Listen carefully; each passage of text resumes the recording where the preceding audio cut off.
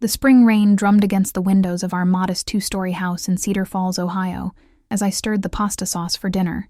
The familiar sound of Marcus's beat-up Honda Civic pulling into the driveway made me glance at the kitchen clock. 6:30 p.m., right on schedule. My 18-year-old brother had always been punctual, even when the weight of the world seemed to rest on his shoulders. "Sarah, I'm home," his voice called from the front door, but I could hear the exhaustion that had become his constant companion these past few months. "In here," I replied, turning down the heat on the stove. At 25, I'd taken on the role of both sister and guardian after our parents' messy divorce 2 years ago. Dad had disappeared somewhere to the West Coast with his secretary, and Mom had found solace at the bottom of wine bottles before eventually checking into rehab in Cleveland. Marcus appeared in the kitchen doorway, his Letterman jacket damp from the rain, his dark hair tousled. Despite everything our family had been through, he'd managed to maintain his grades and secure a partial scholarship to Ohio State. Graduation was just 3 weeks away, and I couldn't have been prouder. "How was practice?" I asked, handing him a towel. "Coach Henderson pulled me aside after," Marcus said, his voice unusually quiet. He sat heavily at our small dining table, the same one where we'd shared countless meals since I'd moved back home to take care of him. He asked if my family would be at graduation. I felt my chest tighten. The scandal had hit Cedar Falls like a tornado 6 months ago, when Dad's embezzlement from the local bank made front-page news in the Cedar Falls Gazette. The FBI investigation, the house searches, the whispered conversations that stopped when we walked into rooms. It had all taken its toll on Marcus. "What did you tell him?" I asked, setting down 2 plates of spaghetti. Marcus pushed his food around with his fork, avoiding my eyes. "I told him probably not. Sarah," he finally looked up, and I saw the pain he'd been trying to hide. "I don't want you to come to graduation." The words hit me like a physical blow. "What? Marcus, you can't be serious." "I am." His voice was steady, but his hands trembled slightly. "Do you know what happened at lunch today?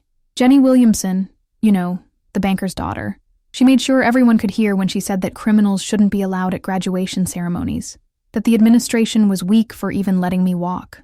I sat down across from him, my appetite completely gone. "Jenny Williamson is a spoiled brat whose daddy got her into college through donations. Her opinion doesn't matter. But it's not just her, Sarah." Marcus's voice cracked slightly. "It's the looks, the whispers. Mrs. Patterson in the grocery store last week literally turned and walked the other way when she saw us coming down the aisle. I can't have you sitting there while people stare and judge and whisper about our family. I can't put you through that." The rain outside had intensified, matching the storm building in my chest. "Marcus, listen to me. You didn't do anything wrong. You've worked your ass off for 4 years. You made honor roll 6 semesters in a row. You helped lead the football team to state championships. And you got into college on merit. You deserve to have someone there who loves you and is proud of you. But Dad made his choices," I interrupted, reaching across the table to grab his hands. "His mistakes don't define you. They don't define us." Marcus pulled his hands away and stood up abruptly. "Easy for you to say. You don't have to walk into that school every day and see the way people look at you, like you're contaminated or something." He ran his hands through his hair, a gesture he'd inherited from our father. "Mrs. Rodriguez asked me in front of the whole AP history class if I was planning to follow in my father's footsteps. Can you believe that? A teacher said that to me." My blood boiled. She had no right. "It doesn't matter." Marcus's voice rose, then immediately dropped back down. "It doesn't matter who's right or wrong, Sarah. What matters is that in 3 weeks, I'm walking across that stage, getting my diploma and getting the hell out of this town. And I'm not going to have the people I care about suffer through that humiliation with me." I studied my brother's face, seeing not just the boy I'd helped raise, but the man he was becoming. The strength it must have taken him to endure months of whispers and judgment, to keep his grades up, to keep showing up every day. I felt a surge of fierce pride mixed with heartbreak. "What if I told you that I don't care what anyone thinks?" I said quietly. "What if I told you that sitting in that auditorium watching you graduate would be one of the proudest moments of my life, regardless of who's staring or whispering?" Marcus's shoulders sagged. "Sarah, please. Just please don't make this harder than it already is. I need to do this alone." The kitchen fell silent except for the steady rhythm of rain against the windows. I watched my brother, this young man who'd been forced to grow up too fast, who'd carried burdens no 18-year-old should have to carry. I thought about all the times I'd cheered for him at football games, all the late nights I'd helped him with homework, all the conversations we'd had about his dreams for the future. "Okay," I said finally, the word feeling like glass in my throat. "If that's really what you want, I won't come." Relief and sadness warred on Marcus's face. "Thank you. I know it's not fair. But nothing," I said, standing up to clear the barely touched dinner plates. "It's your graduation. It should be your choice." But as I scraped cold spaghetti into the trash, my mind was already working. Marcus might think he needed to face this alone, but he was wrong, dead wrong, and I was going to prove it to him. After Marcus retreated to his room to study, I sat at the kitchen table with my laptop and a cup of coffee, staring at the rain-streaked windows. The house felt too quiet, too heavy with unspoken words and suppressed emotions. I opened Facebook and found myself scrolling through Marcus's profile, looking at 4 years of memories. There he was as a freshman, all arms and legs and nervous energy, posing with his first ever varsity letter. Sophomore year at homecoming with his girlfriend Emma, both of them grinning widely in their formal wear. Junior year leading the team captain huddle before the state semifinals. Senior year this past fall, throwing a perfect spiral in the championship game that sealed their victory. Each photo told the story of a young man who'd earned his place in this community through hard work, dedication, and character. The Marcus in these pictures wasn't defined by his father's crimes. He was defined by his own choices, his own achievements, his own relationships. I clicked over to the Cedar Falls High School class of 2024 Facebook group and felt my resolve strengthen as I scrolled through posts from parents and students excited about graduation. These people knew Marcus. They'd cheered for him, studied with him, grown up alongside him. Surely they could see past the scandal to the person he really was. My phone buzzed with a text from my best friend Rachel, who taught 3rd grade at the elementary school. "How's Marcus holding up? Graduation's coming up fast." "Not great," I typed back. "He doesn't want me to come. Says he doesn't want to put me through the stairs and whispers." 3 dots appeared immediately then. "That's ridiculous. Marcus is one of the best kids to come through that school. Call me."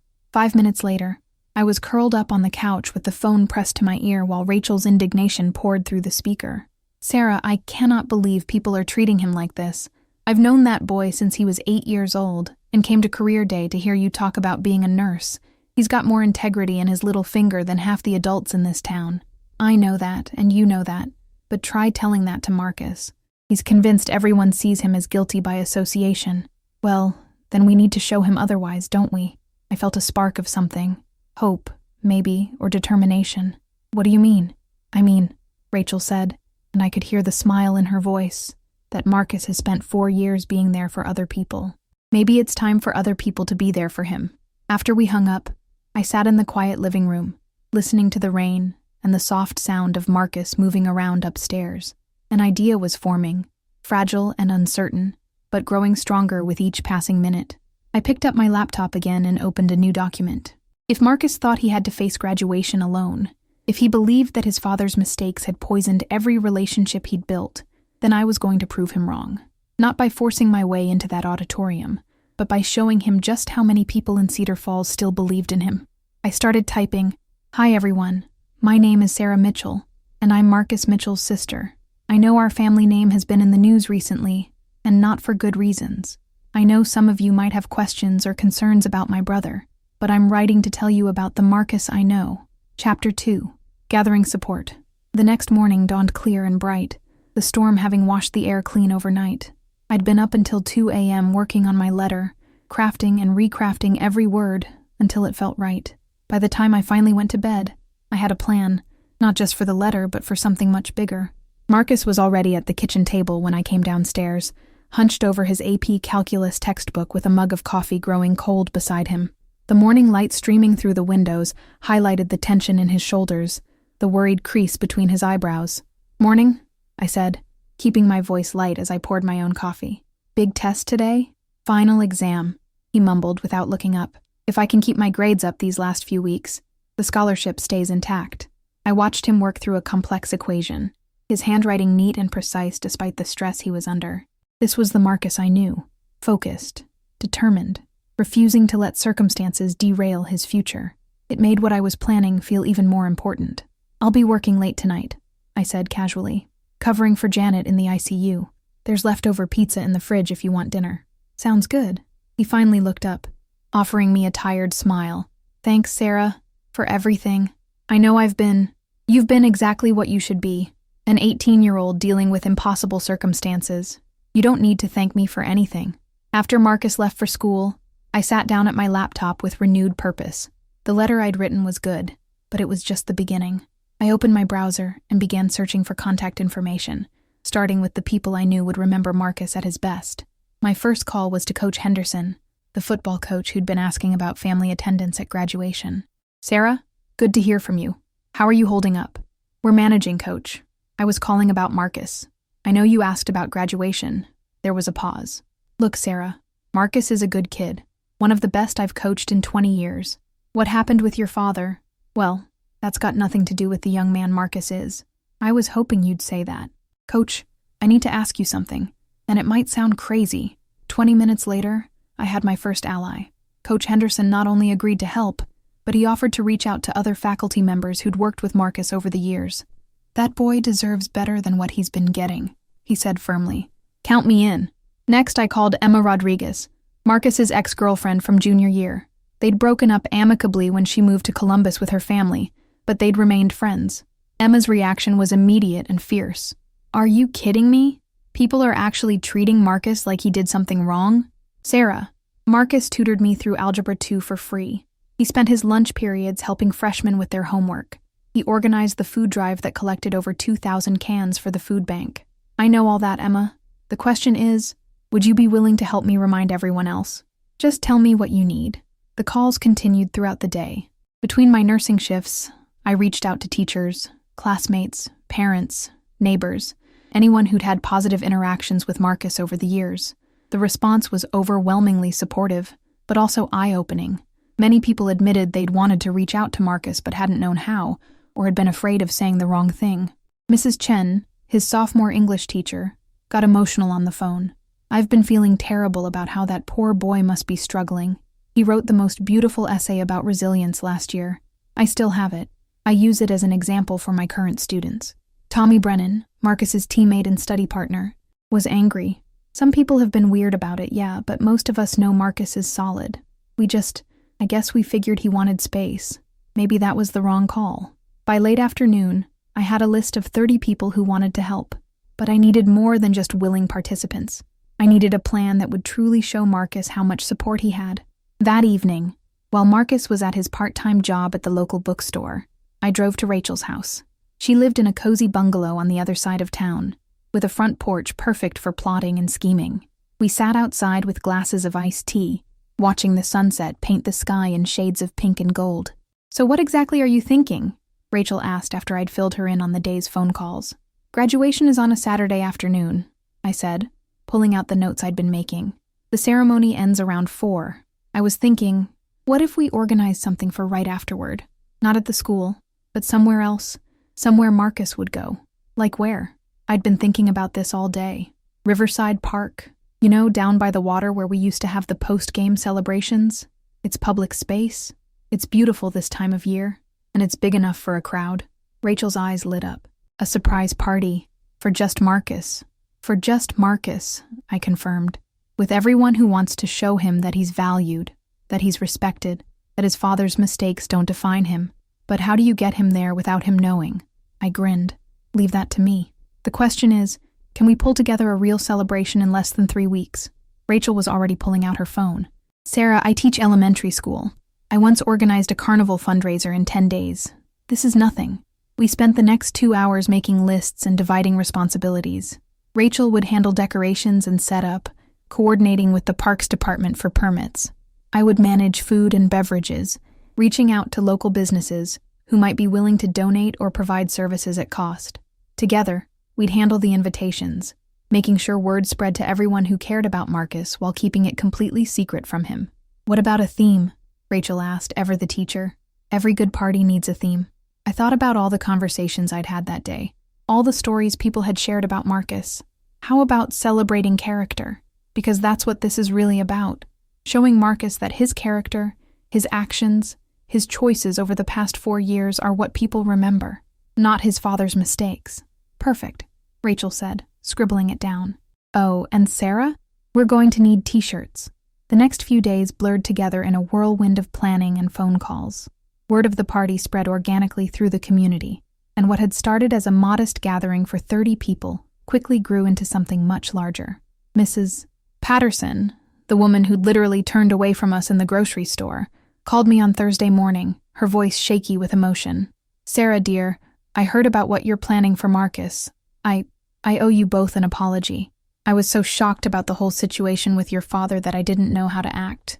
So I just avoided, but that was wrong. Marcus has always been such a polite, helpful young man. Mrs. Patterson, you don't need to." "Yes, I do. And I want to help with the party. I make a mean potato salad, and I've got folding tables you can borrow." Local businesses began reaching out as well. Tony's Pizza offered to donate 6 large pizzas. The hardware store provided folding chairs. Even the florist, Mrs. Kim, called to offer flower arrangements at cost. But the call that surprised me most came from Principal Williams at the high school. "Ms. Mitchell, I hope you don't mind me reaching out. Coach Henderson mentioned what you're organizing for Marcus." My stomach tightened. Was I about to get in trouble for planning an event for a student? "I want you to know," he continued, "that Marcus is exactly the kind of young man we're proud to graduate. He's faced adversity with grace and maturity that many adults could learn from. If there's anything the school can do to support your event, please let me know." By the end of the week, our guest list had grown to over 60 people. Teachers, classmates, neighbors, teammates, community members who'd interacted with Marcus through various school activities and volunteer work. Each person who signed on brought stories, memories of Marcus helping with fundraisers, tutoring struggling students, volunteering at community events, or simply being the kind of young man who held doors open and said please and thank you. Rachel and I met again on Friday evening to finalize the details. Her dining room table was covered with lists, decorations, and a growing pile of RSVPs. "I think we might have created something bigger than we intended," she said, looking at the numbers. "Good," I replied, feeling a fierce satisfaction. Marcus thinks this town has written him off. I want him to see just how wrong he is. The challenge now was execution, and keeping it secret from Marcus for 8 more days. Every time he came home from school looking defeated, every time I caught him staring out the window with that lost expression, I wanted to tell him what was coming, but I held back, knowing that the surprise was crucial. He needed to walk into this celebration with no expectations, no defenses up, just pure recognition of how many people cared about him. On Sunday evening, as we sat at the dinner table sharing a quiet meal, Marcus looked up from his plate with a puzzled expression. "Weird thing happened at work today," he said. "Like 5 different people came into the bookstore and mentioned that they couldn't wait to see me graduate. Mrs. Kim from the flower shop even said something about how proud the community is of me. It was unexpected." My heart raced, but I kept my voice casual. "Maybe people are remembering what's really important." "Maybe," Marcus said, but he still looked confused. "It's just strange, you know. For months, I've felt invisible or worse. Now suddenly people are being extra nice. Maybe they always felt that way, and they just didn't know how to express it before." Marcus considered this, then nodded slowly. "Yeah, maybe." As I cleared the dinner dishes, I caught my reflection in the kitchen window and smiled. In 8 days, my little brother was going to discover just how much this community valued him. And maybe, just maybe, he'd realize that he didn't have to face the future alone. Chapter 3. The Secret Spreads.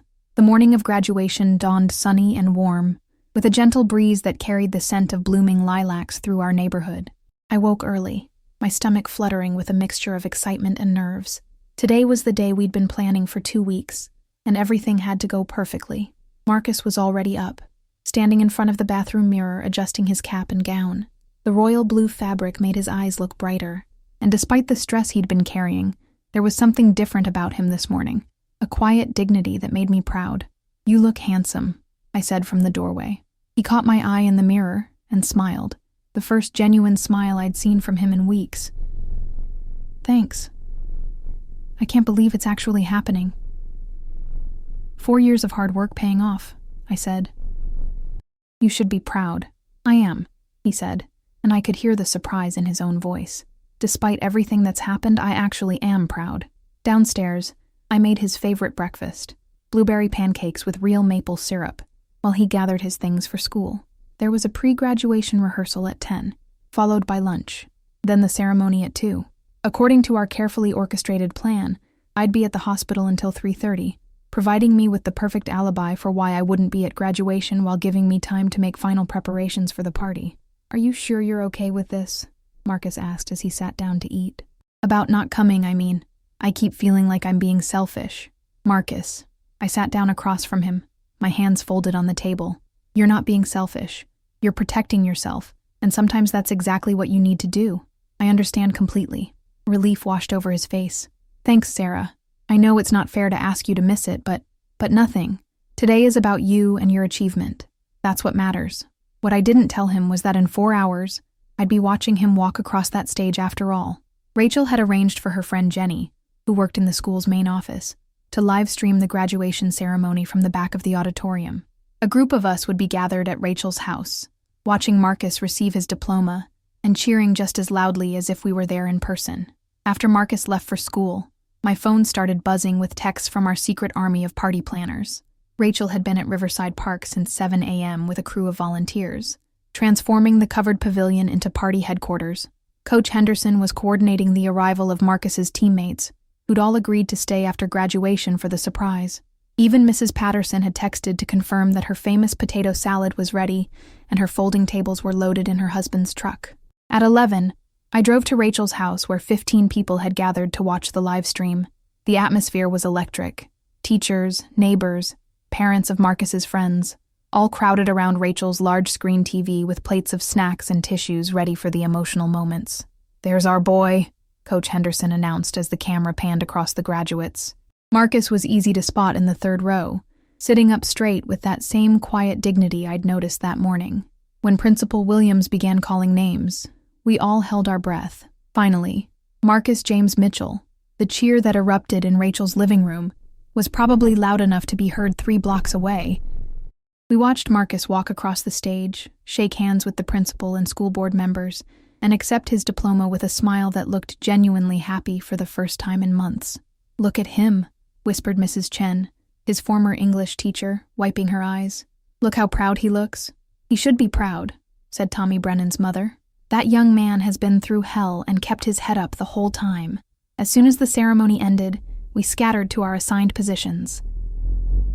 I drove to Riverside Park while Rachel and the setup crew made final preparations. The transformation was incredible.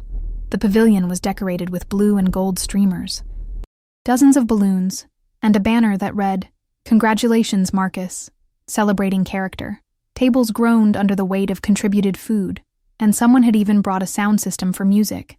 At 3:45, my phone rang. It was Emma Rodriguez calling from the high school parking lot. "Operation Graduate is a go," she said, using the code name we'd assigned to the mission of getting Marcus to the park. "I just found Marcus by his car. I'm going to suggest we drive to the park to decompress after the ceremony. He looks happy, Sarah. Really happy." "Perfect. We'll be ready." I hung up and looked around at the 60-plus people who'd gathered in the park. Teachers were chatting with parents, classmates were helping elderly neighbors find seats, and everyone was buzzing with excitement. This wasn't just a party. It was a community celebration, a gathering of everyone who'd been touched by Marcus's kindness, work ethic, and character over the years. "Places, everyone!" Rachel called out. "Emma just texted. They're pulling into the parking lot." We all ducked behind trees, pavilion pillars, and playground equipment, trying to contain our excitement. Through the trees, I could see Emma's car approaching the pavilion, with Marcus in the passenger seat looking relaxed and content. They parked near the pavilion, and I watched Marcus get out of the car, still wearing his cap and gown, looking around at the seemingly empty park. "It's so quiet here," I heard him say to Emma. "Perfect for..." Surprise! 60 people emerged from their hiding spots, cheering and applauding, as Marcus stood frozen in shock. His mouth fell open, his eyes went wide, and for a moment he looked like he might turn and run. Then he saw me stepping out from behind the pavilion with tears streaming down my face, and his expression transformed into something between joy and disbelief. "Sarah, but you said you wouldn't..." "I told you not to. How did you..." I ran to him and wrapped him in a fierce hug, cap and gown and all. "Did you really think I'd miss watching you graduate? Did you really think this community would let you celebrate alone?" Marcus pulled back to look at me, then at the crowd of people surrounding us. His eyes moved from face to face. Teachers, classmates, neighbors, teammates, community members, all smiling at him with genuine affection and pride. "I don't understand," he said, his voice barely above a whisper. "How is everyone here? Why is everyone here?" Coach Henderson stepped forward, clapping Marcus on the shoulder. "Son, You've spent 4 years showing this community what character looks like. We figured it was time to show you the same thing." Mrs. Chen appeared at Marcus's other side, beaming through her tears. "Marcus, dear, did you think we'd forgotten all the good you've done? All the ways you've helped and supported others?" "But my father," Marcus started. "Your father's choices are his own," interrupted Mrs. Patterson, the woman who'd avoided us in the grocery store just weeks earlier. "Your choices, your kindness, your hard work, your integrity, those are what we remember. Those are what we're celebrating." Marcus looked around again, and I could see him trying to process what was happening. Tommy Brennan and 3 other football players approached, carrying a cooler of drinks and wearing matching t-shirts that read, "Team Marcus." "Dude," Tommy said, grinning broadly, "did you really think we'd let you graduate without a proper celebration? You've had our backs for 4 years. Now we've got yours."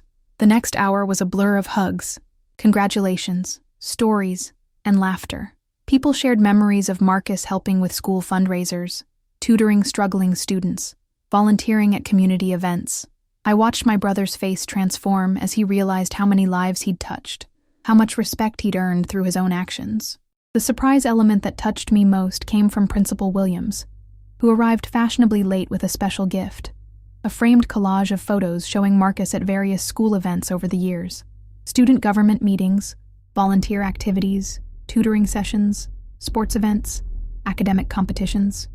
"Marcus," the principal said as he presented the gift, "this represents what we see when we look at you. Not your father's mistakes, but your own achievements, your own character." Marcus stared at the collage with tears in his eyes. "I thought everyone had written me off." "Son," said Mr. Rodriguez, the AP history teacher who'd made the thoughtless comment months earlier, "I owe you an apology. I let fear and assumptions cloud my judgment, and I said something that was unfair and hurtful. You are not defined by your father's actions. You're defined by your own, and your actions have been exemplary."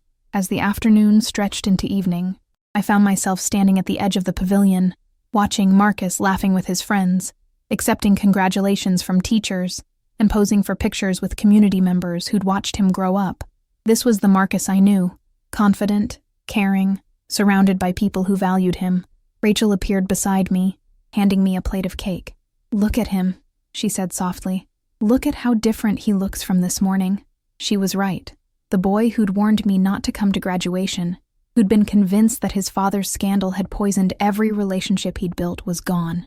In his place was a young man who understood his own worth, who could see the impact he'd had on his community. "Sarah," Marcus called out, waving me over to where he was standing with a group of his teachers. "Come here.